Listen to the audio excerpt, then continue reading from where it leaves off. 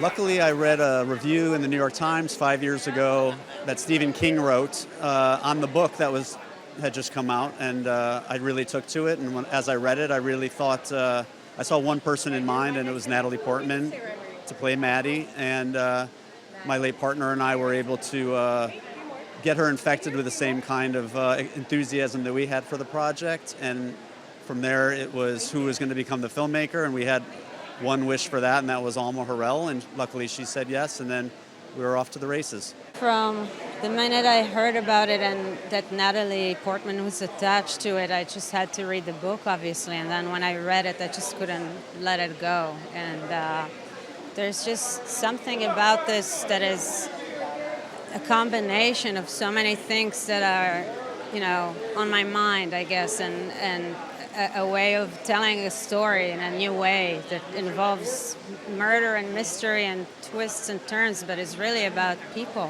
and about the duality of our existence in a world that doesn't always let us make our dreams come true and punish us for what we want. So much incredible atmosphere. You've got the music and the fashion of the 60s, and the production design is just gorgeous. And then you've got these two really ferocious women leading these extraordinary lives with a murder mystery that's got its twists and turns. To be welcomed in as not just a body, but as a collaborator, to feel like my thoughts and ideas on Cleo mattered, on the city mattered, and it's really priceless. Alma is tremendous, light, positive, and she comes with that every day, same energy. What you see is what you get, and I appreciate that. And Natalie Portman is a legend. I'm so excited for people to see Moses's beautiful work, and really excited for people to see Alma's imagination. The show is captivating and artistic, and something that I think is going to inspire a lot of people. A little bit about my character, Reggie, man. He's the guy that moves the chess pieces around. He's the one that is the connective tissue to this interwoven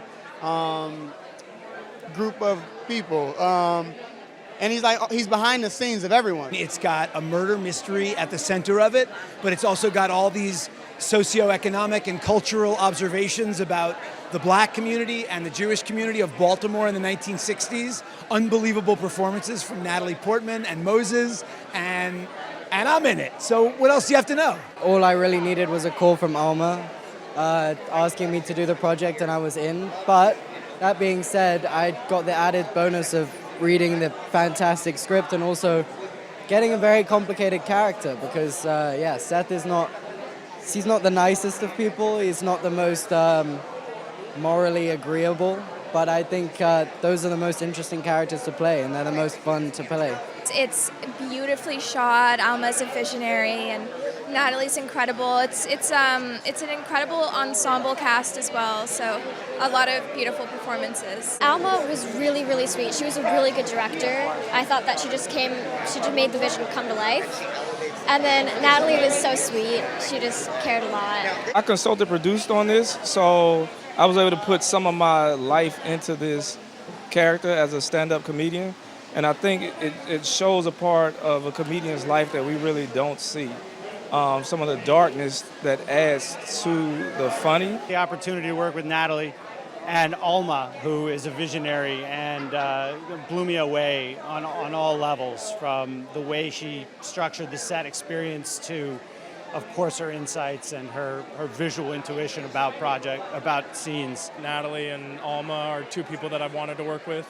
And then beyond that, the character just really interested me. I think it's always fascinating when there's a character that there's a lot under the surface and there's something that you can dig into. So I think that's really exciting when there's a lot to discover. So I was invigorated by that in the script. I'm just excited for people to not know what to expect, to go in with their own ideas, and then every episode it kind of continues to shift and continues to shift.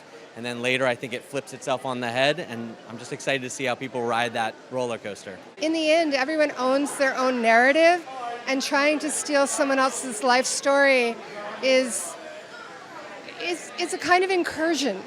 It's, you know, that we all own our own stories and no one else should be trying to define who we are. I mean, sure, reporters do that. It's part of a journalist's job.